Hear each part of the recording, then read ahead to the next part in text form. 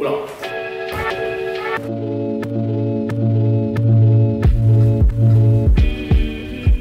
Yo, what's up guys? Kalian yang ada di rumah, kalian yang ada di kamar mandi, dimanapun kalian berada. Selamat datang di video ini. My name is BS. Selamat melaksanakan PSBB ya guys, atau social distancing.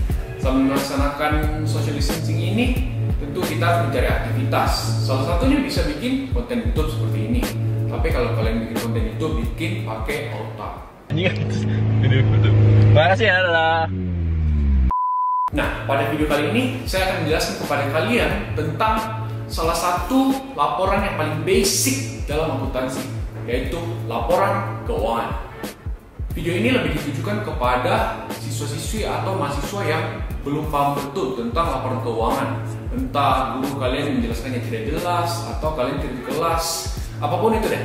Dijamin habis nonton video ini kalian pasti bisa bikin laporan keuangan kalian sendiri. Dijamin 100%.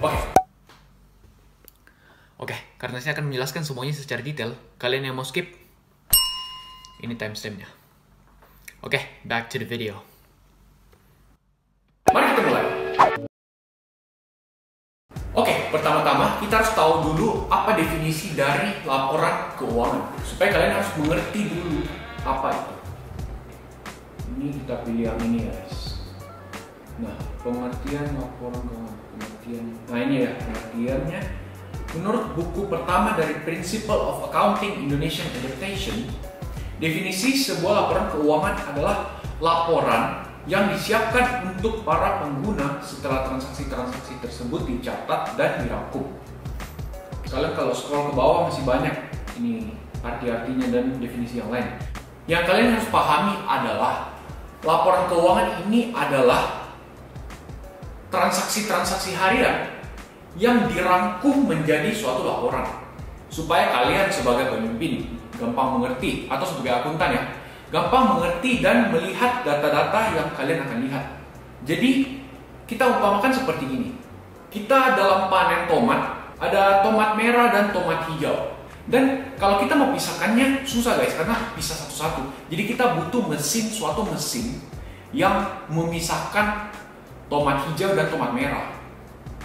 Hal itu sama seperti laporan keuangan ini. Jadi kalau transaksi-transaksi ini kita mau lihat satu-satu terlalu banyak guys. Jadi kita perlu sebuah mesin pemisah, yaitu laporan akuntansi ini, laporan keuangan, untuk memisahkan transaksi-transaksi itu.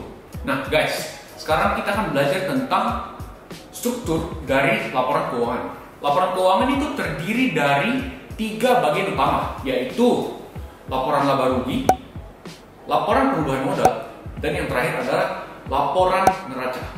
Nah, ini dari awal sampai akhir harus dikerjakan secara berurutan dan digabung menjadikan laporan keuangan.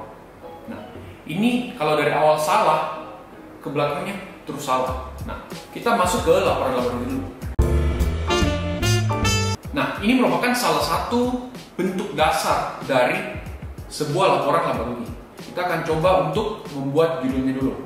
Nah guys, format judul ini kalian akan pakai seterusnya dalam semua laporan akuntansi. Jadi kalian harus ingat baik-baik kalau kalian tidak tahu cara membuat judul. Sekarang kita akan membuat judul 3 baris ke samping dan 4 kolom ke bawah. Nah, yang pertama-tama adalah nama dari perusahaan tersebut. Nah, contohnya saya kasih perusahaan dagang Sejahtera Kopi. Untuk barisan berikutnya merupakan nama laporan kita, yang sekarang adalah laporan laba rugi. Nah, yang berikutnya adalah periode dari laporan tersebut kapan dibuat. Nah, contohnya sekarang bulan Mei ya, Mei 2020. Oke. Nah, dan berikutnya ini sebenarnya bebas guys. Jadi kalian terserah bisa tambah atau tidak. Tapi saya tambah saja karena untuk mempermudah cara pengerjaan kita, yaitu satuan dalam ribuan rupiah. Jadi kita tidak perlu menulis banyak nol-nol. Nah, yang kalian harus pahami adalah laporan laba rugi adalah pendapatan kurang beban. Jadi kalau pendapatannya lebih besar dari beban, berarti kalian untung atau laba. Tapi kalau bebannya lebih besar dari pendapatan, maka kalian rugi. Contohnya penjualan saya, penjual kopi ya, 1 bulan kira-kira ya 10 juta lah. Nah, terus HPP. Oke, saya akan jelaskan kalian tentang HPP guys. Nah, HPP adalah harga pokok penjualan. Nah, saya contohkan dalam otomotif. Nah, contohnya ini ya guys. Ini sekarang kopi. Misalnya saya beli kopi ini, saya jual ya, kopi ini seharga 10.000. Tapi kopi ini bukan buatan saya. Saya membeli kopi ini dari orang lain. Harga yang saya beli orang lain itu sebesar 6.000. 6.000 itu adalah harga pokok penjualan atau HPP. Jadi itu merupakan harga dari barang ini sebelum dijual kembali. Nah, dalam konteks ini 6.000 merupakan HPP dari kopi. Kita contohkan sekarang harga pokok penjualan kopi ya kira-kira 6.000 lah. Nah guys, kita taruh dalam kurung karena akan mengurangi penjualan. Kalau dalam kurung itu artinya minus. Itu akan menjadikan laba kotor kita 4.000. Kenapa dinamakan laba kotor? Karena laba ini belum betul-betul bersih dan masih harus dikurang dengan beban-beban yang ada dalam perusahaan. Nanti setelah dikurang dengan beban, akan mendapatkan laba bersih. Oke, kita lanjut. Beban-beban di sini dalam perusahaan, contohnya ya, ada beban gaji, terus ada beban air dan listrik. Nah, dan bisa juga beban lain-lain lah. Kita tulis beban lain-lain aja. Beban gaji bisa sebanyak 1.000. Kita dalam kurung ya guys, karena ini akan mengurangi pendapatan. Nah, beban air dan listrik 950 dan beban lain-lain ya 500 lah. Jadi kita akan total ya, sudah total beban merupakan 2.450 dalam rupiah. Ini total beban ini akan kita kurang dengan pendapatan yang ada di atas ini. Kita sum dulu. Sini kurang total beban. Nah, dapat guys. Jadi laba bersih kita sebanyak 1.550. Angka ini kita harus ingat guys, karena kita akan pakai untuk laporan selanjutnya, yaitu laporan perubahan modal. Nah, laporan laba rugi gampang sekali kan guys. Nah, kalau sudah gampang, laporan selanjutnya ini lebih gampang lagi. Nah, kita mulai buat laporan perubahan modalnya. Oke, kita mulai.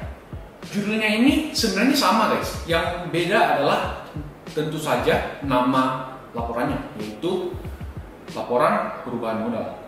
Oke, sekarang di sini yang ada adalah dari namanya saja kita sudah tahu bahwa ini adalah laporan yang mencatat perubahan modal. Perubahan modal di sini gimana caranya modal bisa berubah? Pasti kalau bikin perusahaan pasti ada modalnya kan guys. Ya, jadi modal di sini modal awal kita tulis dulu modal awal. Kita tulis misalnya 25 juta lah untuk ya perusahaan kopi. Habis itu apa yang bisa membuat modal awal ini berubah? Nah, contohnya kita mendapat untung. Nah, itu merubah modal awal kita. Dari misalnya 25 juta, mungkin saya untung 1 juta jadi 26 juta. Atau kita rugi.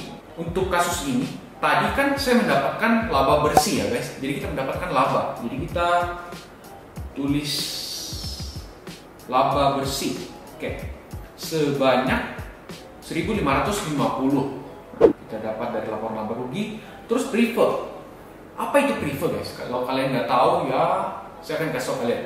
Nah, prefer itu merupakan penarikan uang untuk kepentingan pribadi. Misalnya saya mau ambil uang untuk, ya kalian gak usah tahu lah.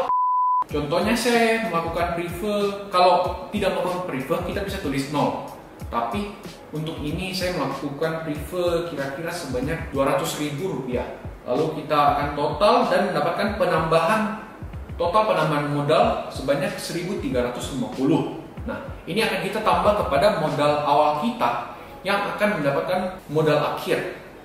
Kita sum 25.000 tambah 1.350. Nah, dapat guys. Modal akhir kita sebanyak 2.635.000 dalam ribuan rupiah. Nah, kita telah mencatat perubahan modal kita dari awal sampai akhir. Nah, modal akhir ini kita harus ingat karena akan dipakai untuk laporan selanjutnya lagi, yaitu laporan neraca. Oke guys, sekarang kita akan mulai untuk laporan yang terakhir, yaitu laporan neraca. Nah, dari namanya sendiri kalian bisa tahu kalau itu semacam timbangan. Namun apa yang ditimbang di sini? Yang ditimbang di sini adalah aktiva dan pasiva. Nah, timbangan ini, neraca ini nanti harus sama beratnya atau balance. Jadi nilainya harus sama, aktiva dan pasiva. Apa itu aktiva dan pasiva? Kalau kalian lihat kolom ini, aktiva itu merupakan harta-harta kita. Contohnya uang kita, kas, perlengkapan kita, terus peralatan, kendaraan, semua termasuk di aktiva. Nah, kalau pasiva isinya adalah kewajiban kita seperti utang. Nah, terus modal kita juga termasuk di pasiva. Oke, kita mulai di aktiva dulu. Oh iya, saya lupa jelasin kepada kalian. Aktiva lancar dan aktiva tetap. Apa bedanya aktiva lancar dan aktiva tetap? Kalau aktiva lancar itu sifatnya lebih cepat habis ya guys, tapi perusahaan terus butuh. Contohnya uang termasuk di aktiva lancar. Karena uang itu cepat berputar, kita beli, kita kasih uangnya. Terus kita menjual, kita mendapat uang. Jadi uang itu terus berputar.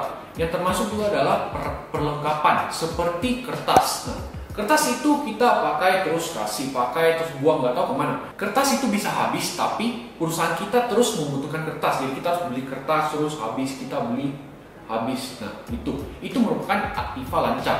Nah, tapi aktiva tetap di sini apa? Aktiva tetap itu sifatnya lebih tahan lama. Contohnya, saya punya mesin kopi ya.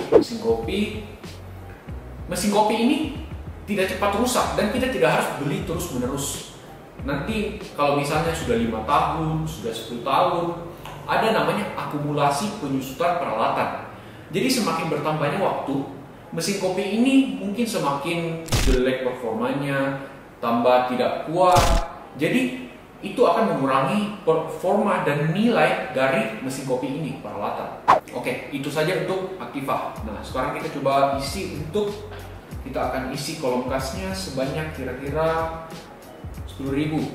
Nah, dan perlengkapannya kira-kira sebanyak 7.500 lah. Nah, dan kita akan total mendapatkan total aktiva lancar sebanyak 17.500. Sekarang kita akan loncat ke aktiva tetap. Aktiva tetap peralatannya kira-kira sebanyak 12.500 dan akumulasi penyusutan peralatan. Ingat guys, akumulasi penyusutan peralatan harus di dalam kurung atau negatif karena akan mengurangi nilai dari peralatan kalian atau mesin kopi 2.500 lah. Nah, itu total aktiva tetap kita sebanyak 10.000 dalam ribuan rupiah.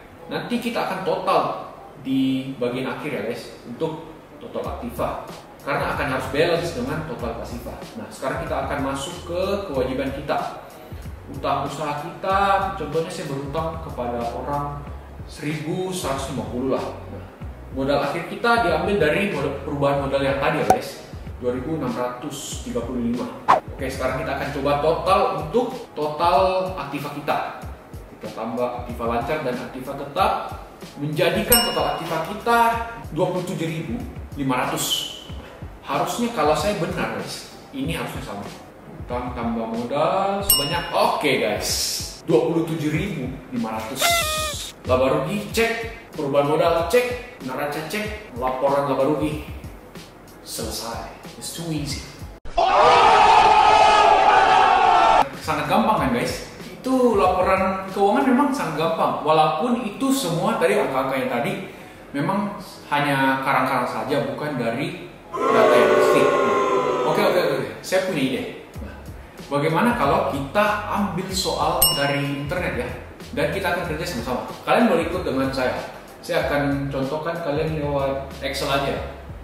Kalian bisa ikut kalian bisa tulis di kertas atau dimanapun lah. Kalian bisa kerja sama-sama dengan saya. Kita cari soal ya guys. Soal laporan keuangan sederhana. Nah, tadi sih sudah research sih. Ini kita ambil yang script.com aja. Kenapa saya ambil soal yang ini? Karena sebenarnya jawabannya ada di bawah guys. Kalau kalian scroll ini, tapi harus free trial, atau kalau kalian sudah free trial harus bayar ya guys. Tapi nggak perlu bayar, ada saya di sini, tenang.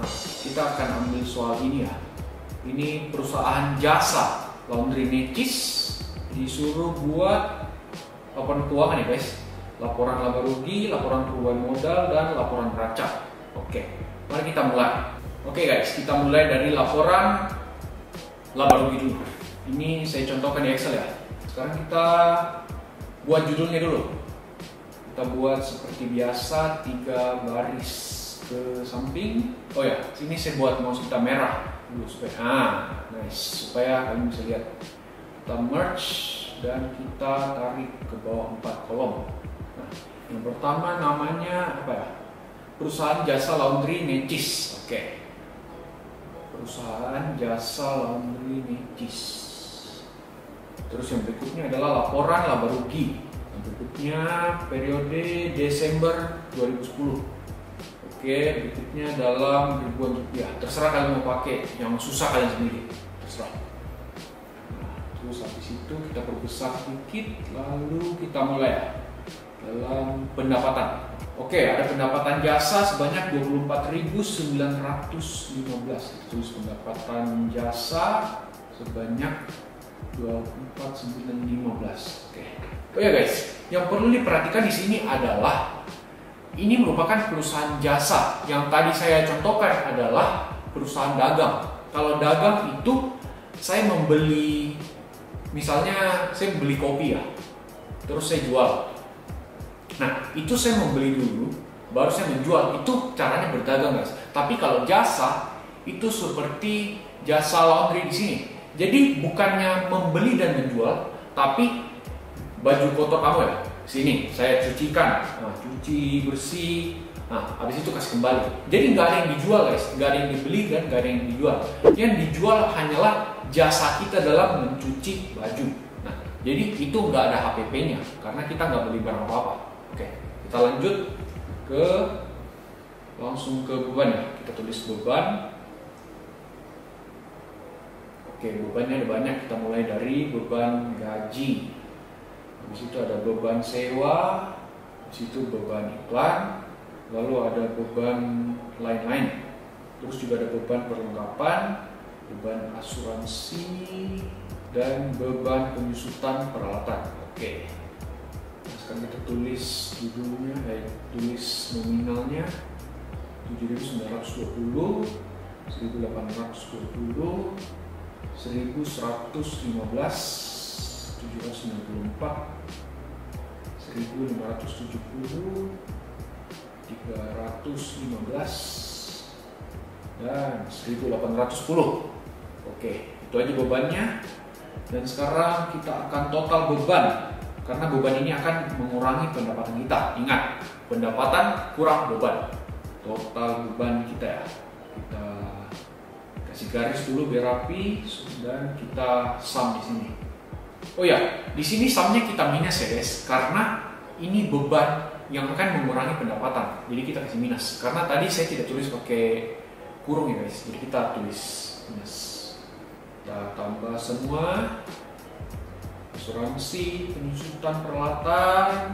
Oke, enter. Nah, itu total beban kita sebanyak 15.344. Sekarang baru kita akan mendapatkan laba kita ya guys, karena 24.000 kurang 15.000 pasti positif. Langsung laba bersih karena sudah akan dikurangi dengan beban. Sum 24.000 kurang 15 sambungan. Dapat guys, 9.571. Itu merupakan laba bersih kita. Kita kasih rapi sedikit, kasih garis di luar border. Oke guys, selesai untuk laporan laba rugi. Sekarang kita akan segera menuju ke laporan perubahan modal. Nah, sama seperti tadi, kita tulis judulnya dulu. Kita 3 baris ke samping, 4 kolom ke bawah. Nah, yang pertama adalah perusahaan jasa laundry Necis. Berikutnya adalah laporan perubahan modal. Terus periode Desember 2010 dan dalam ribuan rupiah. Oke, Pertama kita masuk ke modal dulu ya guys. Modal awal. Oke, di sini modalnya mana ya? Modal Armando. Oh, namanya Armando guys. Jadi sebanyak 17.112. Kita tulis sini 17.112. Lalu ke laba bersih yang tadi. Kita kembali sebanyak 9.571. Laba bersih di sini 9.571. Oke, benar. Lalu apakah dia melakukan prefer? Ya, dia melakukan prefer Armando sebanyak 1.250 dalam kurung ya guys, karena mengurangi laba bersih. Oke. Lalu kita total penambahan modal akhir. Oke. Besarin total penambahan modal, kita kasih border dulu ya supaya rapi. Lalu kita sum di sini. Laba bersih tambah prefer kurang prefer 8.321. Oke. Lalu kita akan mendapatkan modal akhirnya, kita garis lagi, lalu kita sum. Oke, ini tambah ini. Nah guys, dapat modal akhir sebanyak 25.433 penambahan modal guys. Kita kasih order dan rapi.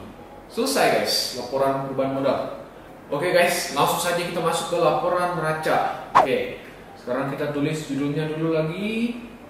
Judulnya itu kita bikin panjang ya. Kita bikin 6 garis karena ada kolom aktiva dan pasiva. Kita tarik ke bawah 4 kolom. Oke. Yang pertama selalu perusahaan jasa laundry Necis. Oke. Laporan neraca ya. Periode. Lalu habis itu dalam ribuan rupiah. Oke. Oke, sekarang kita mulai kita bikin kolom aktivanya dulu ya, aktiva dan pasiva. Kita merge dan kita tarik ke sini. Oke, kita tulis aktiva, di sini kita tulis pasiva. Oke, kita mulai dengan aktiva lancar dulu. Kita mulai lihat aktiva lancarnya, kita perbesar sedikit. Oke, mantap. Lalu kita lihat aktiva lancarnya ada kas dan perlengkapan. Itu aja guys. Oke, kita tulis kas dan perlengkapan 1218 dan perlengkapannya 475. Itu aja ya. Kita tambah langsung total aktiva lancar. Kita kasih garis biar rapi.